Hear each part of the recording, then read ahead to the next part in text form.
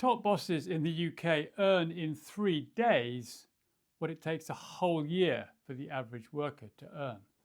So does that matter for the state of the UK economy? Welcome to Bonkers Economics. This is where we use these images I've created to explain what's going wrong with the UK economy. And this is episode 12 in our series, 12 Reasons Why the UK Economy is Broken. And we've left this till last because this video is going out on the 5th of January 2026.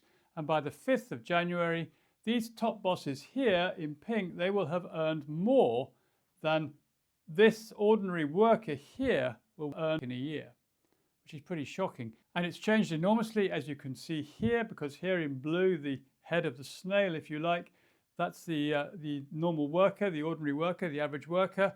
And here in yellow is the 11 times that number that those chief executives were paid at that time.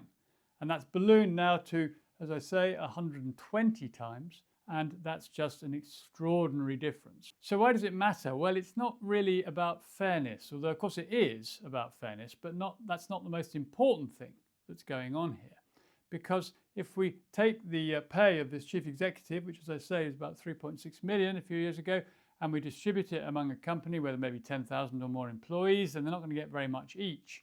So it's not really about saying, well, that money should be paid to the employees and it'll make their lives very different, because it won't. It's really much more about the culture and the nature of the business world which this represents.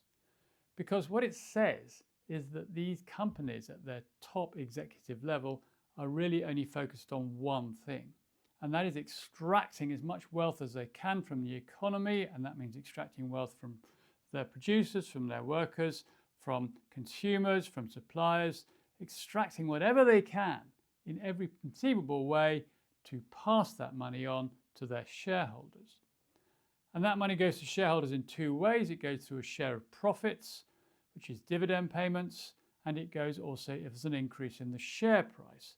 And that often is the big concern for these chief executives. Often they have pay packages which are based on bonuses, and that bonus may be tied to an increase in the share price or the value of the company over a year or two or three or four or five. So they're quite short term, these bonuses, and they are very, very much focused, entirely focused in many cases on this thing called shareholder value. So that's great for shareholders, but most of these shares are owned by foreign investors, so not necessarily great for the UK economy. But it also says something about the productive nature of the UK economy and the way in which these businesses, these companies are focused much less on production of goods and services, the things that will improve the quality of our lives, and focused entirely or almost entirely on wealth extraction. And that's a bit of a change, because I think if we were to go back 40 years or so to the 1970s, late 1970s, 1980s, we would find that there was more of a collective sense of what's going on in an industrial activity. First of all, much more of the economy was focused on industry. It was focused on producing stuff. It was focused on making stuff. It was focused on creating real wealth. And so that's the change in itself. But when you're doing that, when you're making something, when you're producing something which is obviously beneficial in real terms to improve people's lives, then you've got a sense of shared endeavor. You've got a sense of something going on here which is essentially slightly collaborative. And there might have been terrible tensions between management and trades unions, workers and management, as we know, in the 1970s.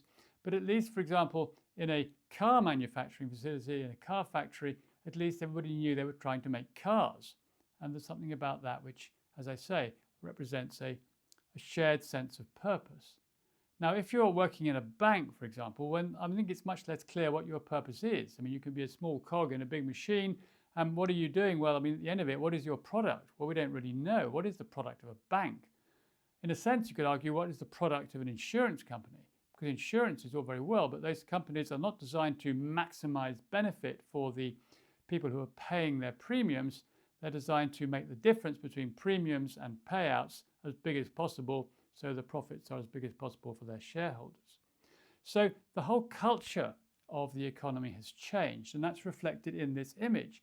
This has happened because we no longer think of industry, we no longer think of business as a shared, productive, purposeful activity. We think of it largely as an extractive activity for the benefit of the already rich.